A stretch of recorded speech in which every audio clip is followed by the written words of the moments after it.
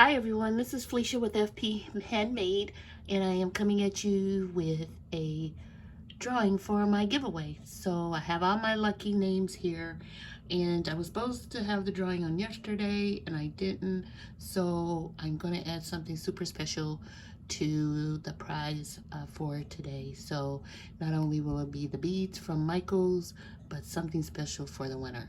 So let's pick a winner.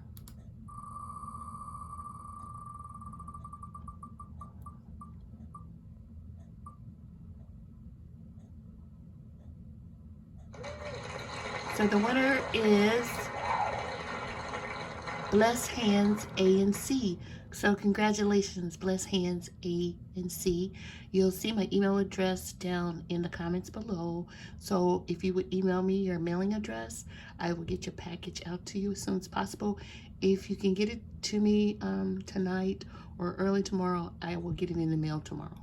So thank you guys for watching and have a nice evening. Bye-bye.